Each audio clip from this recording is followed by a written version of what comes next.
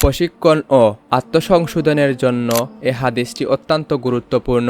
ওমর ইবনুল খাত্তাব রাদিয়াল্লাহু তাআলা আনহু থেকে বর্ণিত, তিনি বলেন, রাসূল সাল্লাল্লাহু আলাইহি সাল্লাম বলেছেন, নিশ্চয়ই কর্মফল নিয়ত অনুযায়ী নির্ধারিত হয়ে থাকে।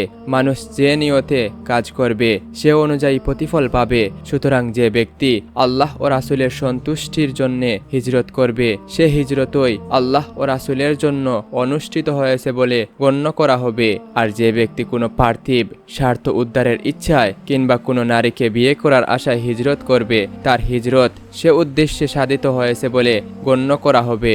নিয়ত যদি শুদ্ধ হয় তবে সোয়াব পাওয়া যাবে, নতুবা সোয়াব পাওয়া যাবে না।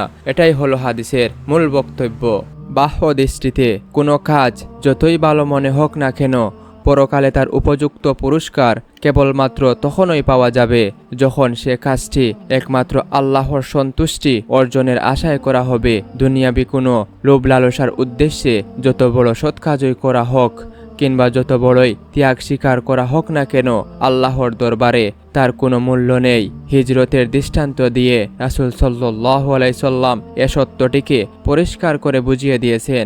তিনি বলেছেন, দেখো হিজরত কত বড় সৎ কাজ, কিন্তু কেউ যদি পার্থিব লোভ লালসার উদ্দেশ্যে হিজরত করে তবে কিয়ামতের দিন আল্লাহর দরবারে এর কোনো মূল্য তো পাবেই না, বরং উল্টো তার বিরুদ্ধে প্রতারণা ও জালিয়াতির মোকদ্দমা দায়ের করা হবে।